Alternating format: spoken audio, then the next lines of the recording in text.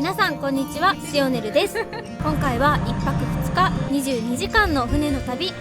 どこまでも続く青い海、贅沢な船内、生演奏のラウンジショーも。名古屋から仙台までフェリーならではの移動時間を満喫します。名古屋フェリーふ頭に到着しました。今日はここから太平洋フェリーに乗って仙台に行きます。今回乗船するのは太平洋フェリー石狩です。船は3種類あってそれぞれ内装が異なります。事前に QR チケットを持っていると、もうここからこちら受付なんですけど、受付はせずに2階に上がります。名古屋から仙台へ行くには鉄道やバスなどいろんな手段がありますが、車ごと移動したい方、移動時間そのものを旅として楽しみたい方など、いつもと違うを体験したい方がこの太平洋フェリーを選択しているのかなと思います。私もそのうちの一人です。さあ、いよいよ乗船です。出港は19時なんですけど、17時半から1時間半前から、乗ることができます。車がいっぱい止まってるんですけど、自家用車でも乗ることができて、あそこから入ります。まだ乗船は車は始まってないかな。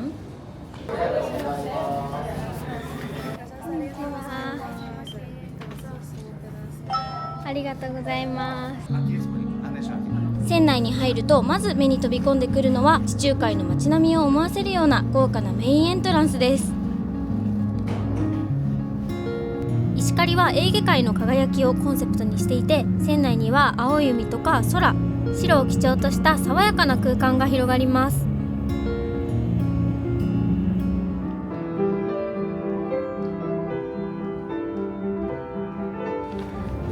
すごい、めっちゃお城みたいでテンションが上がります。ちょっと優雅に歩かないと。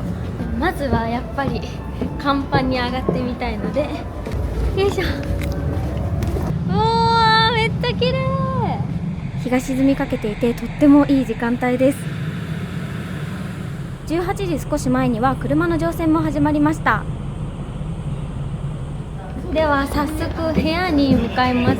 私の部屋は今日は特等室の662。おー、すごい、海の中を今泳いでいるような感じです。662、あった、ここだ。搭乗券がルームキーにもなっているので、これでよし、開いた。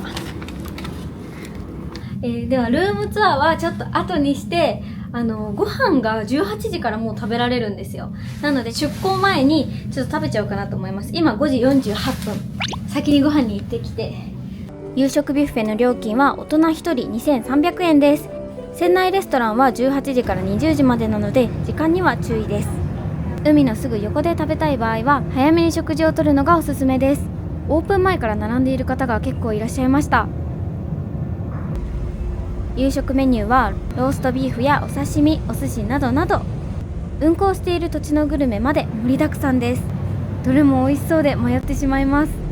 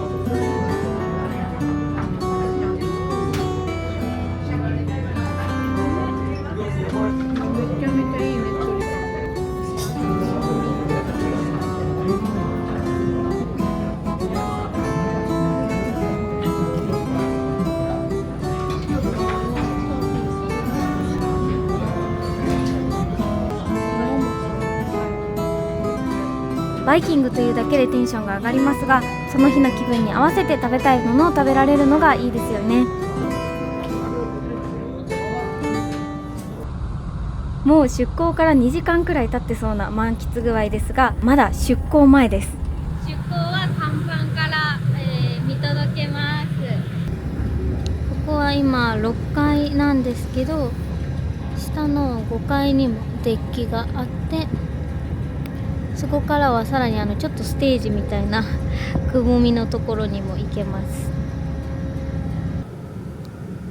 低く響くエンジン音とともにパネルから黒い煙が立ち上っています。出航します。もう道内鉄鋼。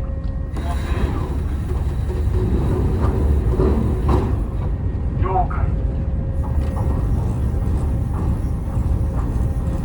いよいよ動き始めました。船はゆっくりと名古屋港を離れます。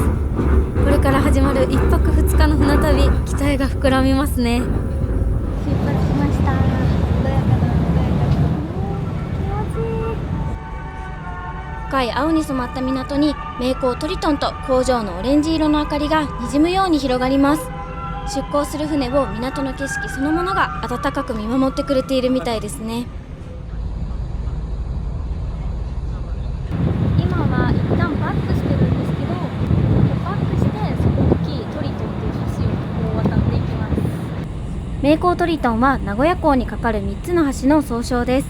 世界的規模を誇る海上斜張橋、塔から張ったケーブルで橋桁を直接吊り下げて支える構造です。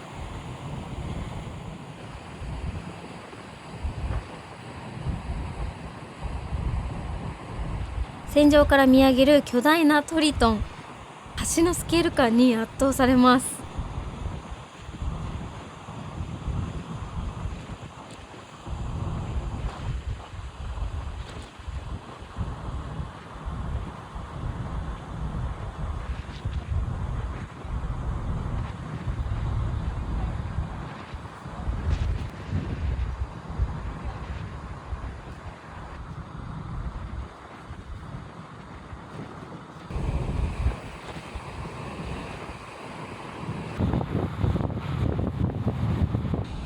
見えているのは日本屈指の規模を誇るコンビナート群です。たくさんのオレンジ色の明かりが海面にも映っていて、美しい工場夜景に見とれてしまいます。では一度お部屋に帰ってきました。今回は特等室で私は初めての個室です。いつもはカプセルホテルみたいなお部屋に泊まってるので、今日めっちゃ楽しみにしてました。本日の私のお部屋はこちらです。おー、広い。ベッドが2つ、もう完全にホテル。サンゴ礁があったりして海の中にいるようなデザインです。カーテンとか壁の色もそうなんですけど、海っぽい色合いが素敵です。ソファーもあります。デスク、ここでもう仕事もできちゃうし、大きい鏡。やっぱ船なのでエチケット袋は多めに置いてくれています。すごい広々で快適。もちろん窓からは海が見れる。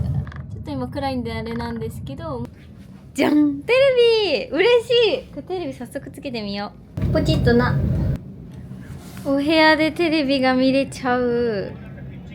ポットがあって、煎茶とほうじ茶、くつろぎティータイム。あと冷蔵庫もあります。そしてフェイスタオル、バスタオルに、これ寝巻きかなまで用意してくれてる。待って、これめっちゃ嬉しい。スリッパ。そしてこちらのお部屋はお手洗いと、じゃーん、浴槽もついてます。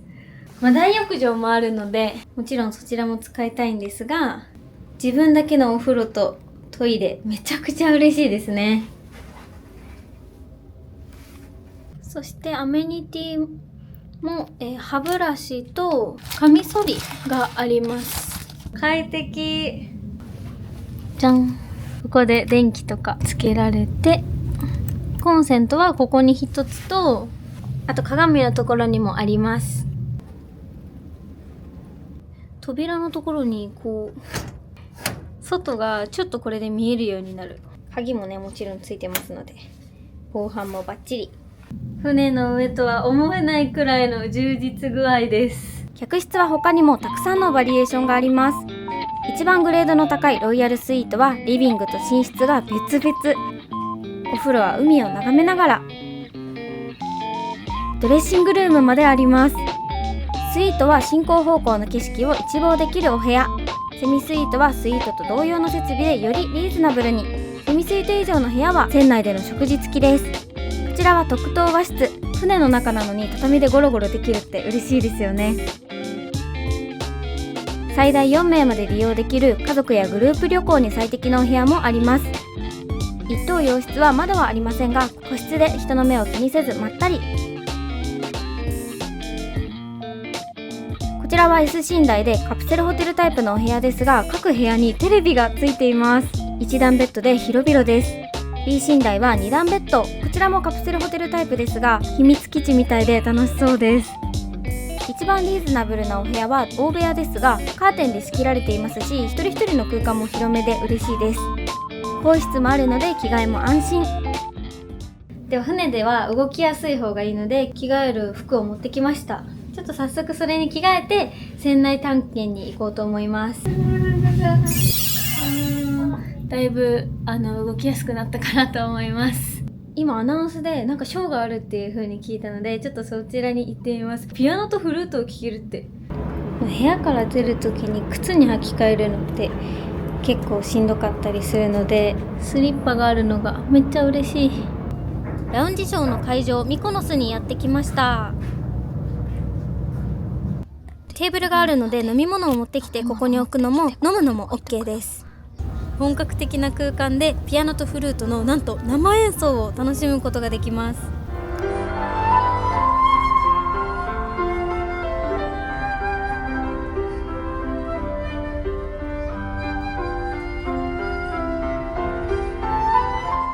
太平洋フェリーが昔走らせてた船についてた飾りなんだという問題ですね。さあお考えください。女神像かイルカか、はたまた金のシャチホコか。1の女神像だと思われる方は大きな拍手をお願いいたします。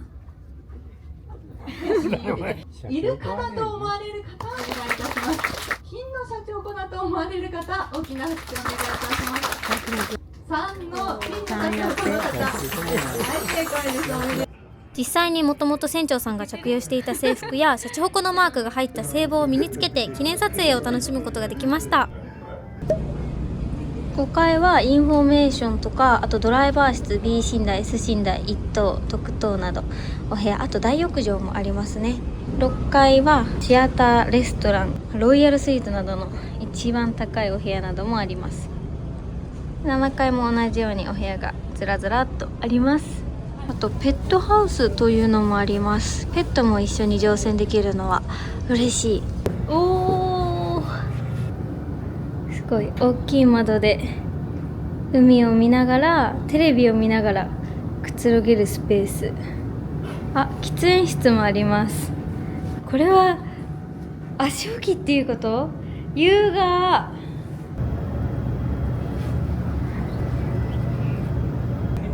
こちらがインフォメーション。明日の日の出時刻は4時33分。早い。でも絶対に起きるぞ。東急変更も空いてたらできたりするみたいですね。シアターがあって映画がこのラインナップで放送されています。この船のパンフレットだったり、運賃料金のご案内、運航日程、そしてこちら通過ポイントなどもあります。あ、これは手書きですごい嬉しい。えい、よし、ほっ、じゃーん、乗船記念スタンプをゲットしました。じゃん。ショップコーナーにやってきました。太平洋フェリーグッズいっぱい置いてあります。これかわいい。ナノブロックの太平洋フェリー、お菓子にお土産もたくさん置いてあります。あと船内で必要なものとか、例えば歯ブラシとか、お部屋によってはないところもあるので、あとアイマスクとか、使い捨てスリッパ置いてあるのすごい嬉しい。あとはフェイスタオルとかバスタオル忘れちゃっても買えます。ここでドリンクの種類も豊富です。太平洋フェリーのオリジナルワイン、本格焼酎まであります。こちらは自販機コーナー。ショップでもあるんですけど、ショップが閉まっちゃったとしても自販機コーナーでいつでもお酒とか飲み物もいっぱいあります。船の中なのでね、ちょっと値段は高めですが、ここまで充実して揃ってるとありがたいです。マッサージ機があったり、じゃーん、こちらはゲームコーナー。なんかめっちゃおしゃれじゃないですか。ランドリールームもあって洗剤も売っているので荷物も減らすことができちゃいます。給湯室があって氷もありますし、あと電子レンジもあるから、こう持ってきたものを温めるのとかもバッチシです。船の中でカラオケができるみたい。有料のコインロッカーに無料で使える貴重品ロッカーもあります。携帯の充電器と公衆電話も置いてあります。普通のお手洗い以外にも多目的化粧室があります。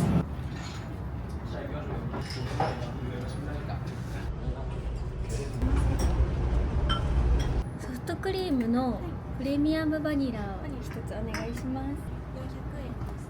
あ、現金ですか？ちょっと取ってきます。ごめんなさい。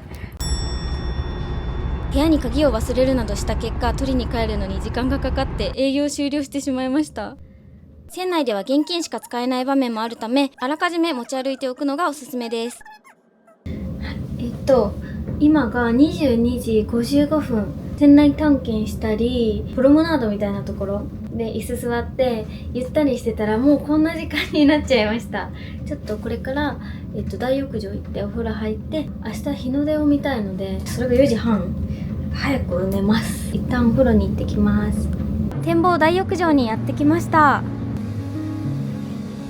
綺麗。なんだかちゃんと銭湯に来た気分です。このコップがあるのがめちゃくちゃ嬉しい。歯磨きしたりとか。乗船から入港30分前まではいつでも入ることができます。大きな窓からどこまでも続く海の景色を眺めながらの入浴は疲れは取れるし、癒されるし、もう最高でした。今お風呂上がったんですけど、まだ星空見てなかったので、今どんな感じか見に行きます。でもそんなにめっちゃ強風ってほどでもないです。ちょっと動画に映すのは難しかったのですが、星も見えて綺麗でした。ではそろそろ寝ようと思うので、ナイトウェアに着替えました。大浴場とお部屋の行き来はこの格好でいいそうです。今寝転がってみて、現在の揺れはどうかというと結構感じます。なので酔いやすい人は酔い止めを飲んだ方がいいかも。ちなみに私は今日は酔い止め飲んでません。で、普通に船内で歩いてたり、あとご飯食べたりしてても揺れは感じましたね。やっぱ太平洋なので酔いやすい人はしっかり対策した方がいいかなと思います。ということでおやすみなさい。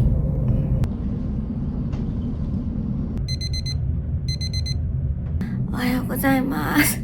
声があれなんですけど、今の明るさはこんな感じ。現在は4時20分です。日の出を見に行きます。出港前に見た夕日とはまた違う海と美しい朝日。朝早いので起きるのは本当に大変でしたが、見に行ってよかったです。水平線から上がる朝日を見るって船旅の醍醐味ですよね。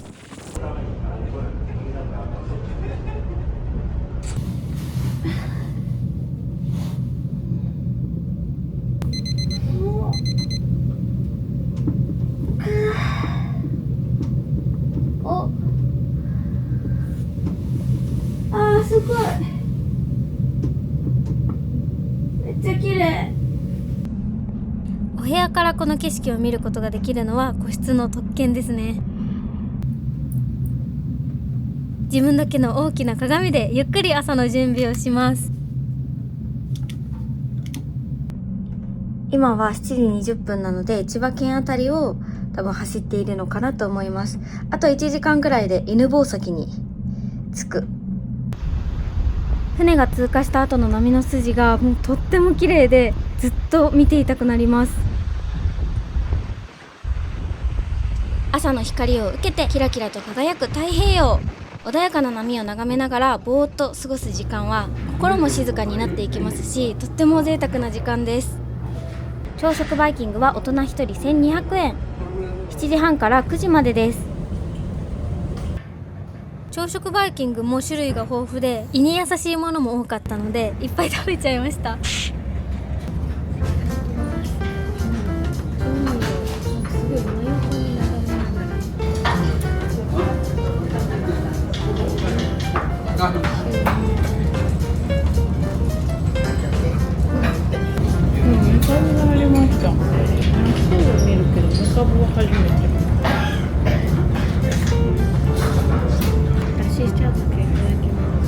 朝食メニュー一押しのだし茶漬け、あっさりしていてスイスイ食べられました。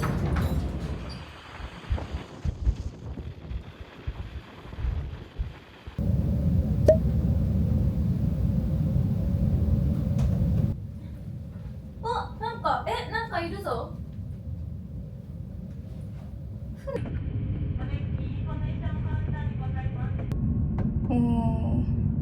なんか波が絵みたいです。船内は Wi-Fi がないのに電波が意外と通るのが驚きでした。よし、うわー眩しい。すっごいいい天気です。わー、でも波の音が穏やか風はちょっとあれですけど、これわかるかな。煙がプロジェクションマッピングみたいにこの甲板に反射してスピード感が伝わりますね、これは。そして私は強風に抗うべく前髪をガッチガチにしてきました。ちょっと戦ってみますね。はあ、おー、完璧かなり風は強いと、でもすっごい気持ちいいです。多分今はもう千葉県を抜けて茨城あたりを走ってるんじゃないかなと思います。なんかこう見てるとちょこちょこ船がいる。何の船だろう。白い跡を残しながら進むフェリーと、どこまでも広がる青い海、加工なしでこの色です。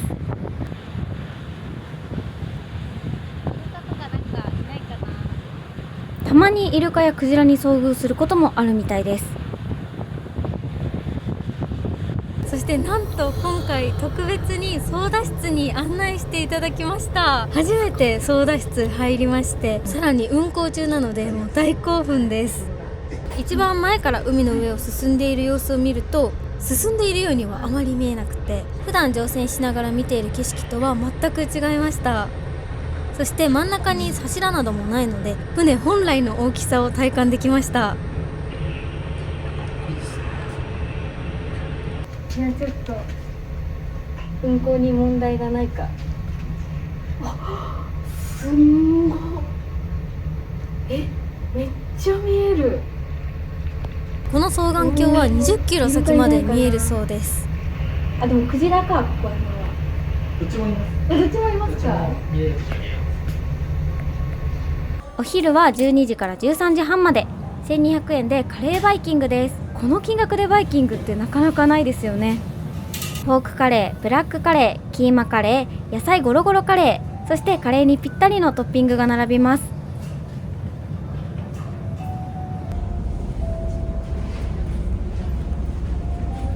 パンはもちもちなんです。名古屋名物のきしめんもあります。カレーバイキングということで4種類全部カレー取ってきました。揚げ物とかもあるから、それを入れてカツカレーにしたり野菜カレーにしたりできます。冷たい飲み物もあるんですけど、ホットのコーン茶とか緑茶もありました。コーヒーとかコーヒーブラックコーン初めて食べた。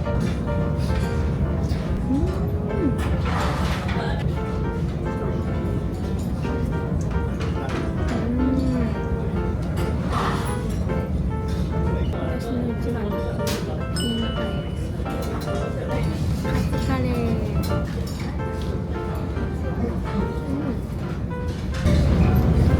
卵もあります。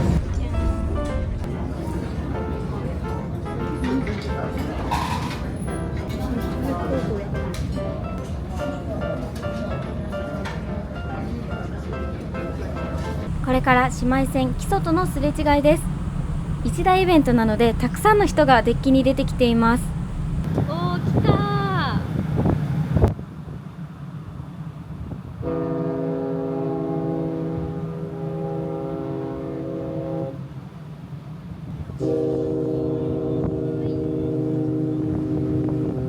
汽笛を鳴らし合って迫力もありますし、乗客同士で手を振り合うのも旅のこの一瞬を共有できる時間が特別で楽しかったです。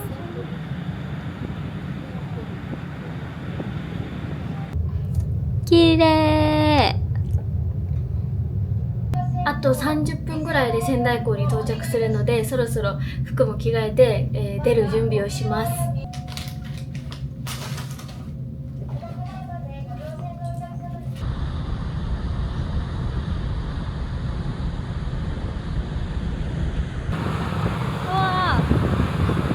仙台港に近づくとたくさんのカモメが歓迎の舞をしてくれています。なんでこの近くに船に沿って飛んでるんだろう。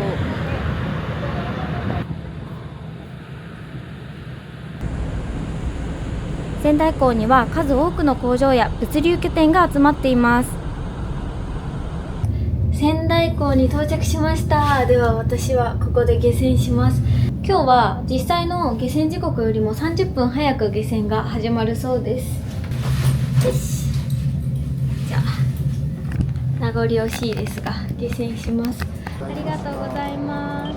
ありがとうございました。おー、いや、なんかあっという間だった。22時間乗ったんですけど、もう超快適に乗れました。そういえば太平洋フェリーの船は石狩、木曽、北上と3隻あるんですけど、それぞれこの名古屋、仙台、苫小牧と航路になっているところを流れている川から命名しているそうです。仙台から苫小牧に向かってこれから乗るトラックたちかな。私は仙台で下船するんですけど、この船はそのまま苫小牧に向かいます。いや、苫小牧まで行くと2泊3日、めちゃくちゃ長い。でも私もいつか名古屋から苫小牧まで2泊3日のフェリー旅やってみたいですね。今回は夜に出港し、次の日の夕方まで船の上で過ごすということで、これまで乗ったことのある寝ている間に目的地に向かう夜行フェリーとはまた違う移動時間でした。一日船の上で暮らしているような体験、ハマっちゃいました。ということで本日も最後まで見ていただきありがとうございました。よかったら高評価とチャンネル登録よろしくお願いします。